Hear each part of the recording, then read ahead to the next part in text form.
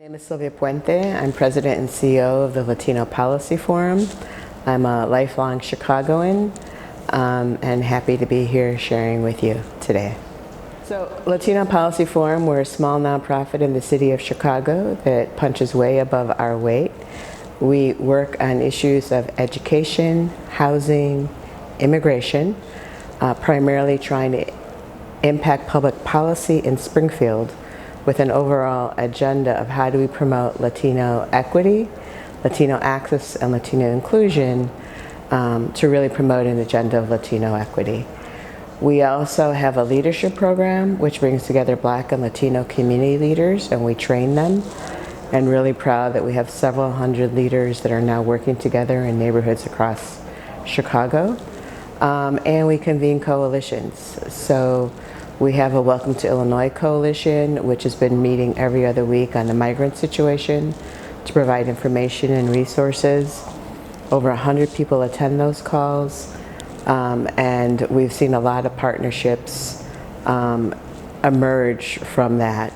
And we also convene our other big coalition is the Latino Agenda, which is the largest coalition of Latino leaders in the state. I think of the Latino Policy Forum as we are data-driven, and we lead with the data to talk about what is equitable and inequitable for the Latino community. And I think about our Latino Agenda as the moral voice of the Latino community, because we take positions when the leadership asks us to on key issues that impact our city and our region. The state created a new Department of Early Education this year. Early education is one of our core issues because all the research that says if children are enrolled in preschool, it changes their academic trajectory and their future. So my team, we were very involved in that. One of our staff, our Vice President of Education, was appointed to the state's advisory committee that's meeting on this. Other staff, and again, you don't do any of this alone, working with other advocates, met weekly with the governor's office during legislation, and we really made sure that there was inclusion of Latino children, bilingual children, and equity considerations in the formation of this new department to look at early education. And I'll just give you one concrete example that I'm particularly proud of, and that is Illinois is now the first state in the nation to ensure that all children can have access to an early education, to preschool, regardless of their immigration status. So the legislation basically mirrors Plyler versus Doe considerations, which is the landmark Supreme Court decision that said that all children are entitled to an education K to 12. We now have taken that language and adapted it so that now it pertains to children birth to 5. We're the first state in the nation to do that. That's particularly important given the threats of one of the presidential candidates to say that they would abolish the Department of Education to make sure that children still have access.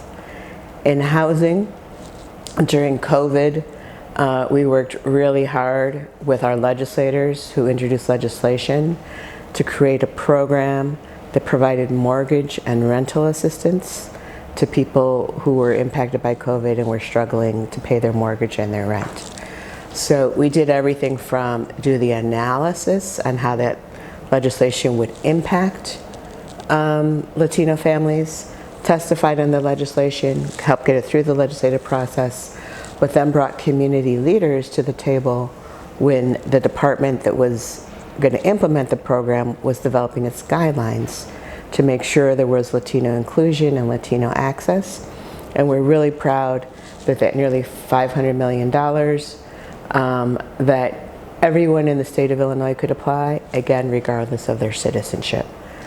We also have recently expanded our education agenda to look at higher education. Last year we released a huge report on Latinos in the suburbs, because most Latinos in Chicago now live outside of Chicago, and really strengthened our understanding of them. We did a major publication with the Brookings Institute on the Latino wealth gap, and really helped us understand what are the dimensions and the aspects that contribute to the wealth gap. Now clearly I could talk about this a long time, But those are just some of the many examples of the kinds of things we're working on. It sort of goes without saying that I think we're at a critical point in our nation's history. I don't know there's ever been more of a stark contrast in the values and the beliefs and the perspectives of both of the leading presidential contenders. I think that we know that one of them has gone around saying that they will, if nothing else, that they will do mass deportations, which I sort of fail to see how that can happen, but that is very much a threat, and really have been using Latinos and immigration as a scapegoat, as part of their campaign tactics. So if nothing else, in our own self-preservation for our family members who may not have legal status in the United States, I think it's really important that we understand the threat that faces us, particularly around immigration. But again, this candidate has put forth, and I refuse to say their name, this candidate has put forth a policy of abolishing the Department of Education. What is that going to do to our nation and our future and our children? I think there is so much at stake in this election. Now, we know that in Illinois, 30,000 Latinos turn 18 every year. We know that half of our electorate is under 35. We know that younger electorates are less likely to vote. So there's a lot of work to be done to both register people in our community to vote, but also to get them out to the polls. And so some of that responsibility falls on us. And through our Latino agenda, we have a Voto Ya campaign. So again, working with many community leaders and putting up information so people know where to go register to vote, who their candidates are, how they can go vote. So we'll be doing that campaign again. But it's also really incumbent on the candidates to reach out to us. And we did a recent analysis that showed that in our last gubernatorial election, over $150 million was spent on media buys. Only 1% of that went to Spanish language media. And obviously now not all our community watches Spanish language media, but only 1%. It's not acceptable. And half of Latinos who were polled said they hadn't been contacted by either party. So it's really incumbent on, it's a mutuality of responsibility for us to register and encourage and educate our community to vote, but the candidates also have a responsibility to reach out. Now, I think that's important because in Illinois we're 13% of the electorate, but in the nation we're a growing portion of the electorate, and we are the pivotal vote in key swing states.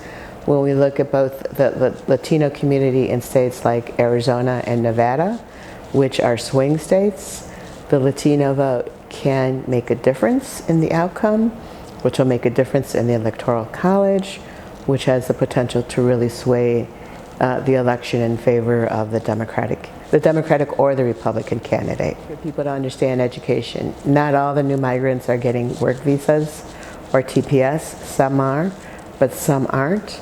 And to really, it's really hard when people see that some people get some things and that they haven't been able to get. So I understand that tension is real. I understand that sense of unfairness is real, because it is unfair. Our whole immigration system is unfair. We know that it's been in need of reform to fix our broken immigration system for such a long time. And all we can continue to do is elevate the voice and propose policy solutions that can treat all immigrants in a fair and just way. Thank you, Sylvia. That's good enough? That's good enough. All right. Maybe we can just add a little more. Our mission is also how do we can call the community to come join us to the movement and for action. Do you have a message for us and for the community as well? Sure. Well, it's important to educate ourselves, right? And what I would say, especially to our younger, I went to an event yesterday as a DNC adjacent event, and It was younger leaders and more mature leaders, right? I'm going to be 66 next month. I've been doing some version of this work for more than 40 years. Really continue, and I don't like to use the word fight, and I know we use that word a lot in advocacy circles because fight keeps us in our anger, right? I prefer to keep us in our truth and what is just, and to stand for what is equitable.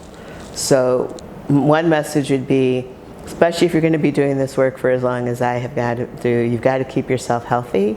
And if you're in that anger, if you're in that energy of anger, you're going to get sick. And I think we see that a lot. So how do we do this work? Standing in our truth for justice and equity, coming from that place of peace and coming from that place of love. So I think how we show up really, really matters. But the other thing that I would say to everyone has leadership potential and everyone can be an activist because everyone has a sphere of influence. Some people I've been blessed to be of service in leading this organization, but everybody can help somebody. And if you bring someone along, that is how you exercise leadership. When you open the door for someone, when you say, how did I finish college? How did I get to be a journalist? How did I fill out my FAFSA form, right? Anything you do like that is an act of service, and that is an act of leadership. And I'm getting emotional. Who knows why, but people know me, I do. So my message would be that everybody can step up and everybody can do something in whatever your sphere of influence is, right? So whether it's helping someone you know finish high school and get to college, right? Whether it's protesting and going to a march, right? We all have that capacity for leadership, and my call to action would be is take up the responsibility for leadership. And certainly the easiest way to do that is to go out and vote, is to, in this momentous election, decide what candidate you want to work for, whether that's at the national level, at the local level. You can make phone calls, you can door knock, you can do something to encourage electoral participation. But even if that's not your jam and you don't want to be involved in politics, right, you can still help someone in some way. And if we all do that, that energy, I believe, is contagious. And if we all do a little something, that then I think can be the momentum to change the world, to make the world as it is, to the world as it should be. Gracias. Thank you. That was great. Thank you for asking me that. I can get it.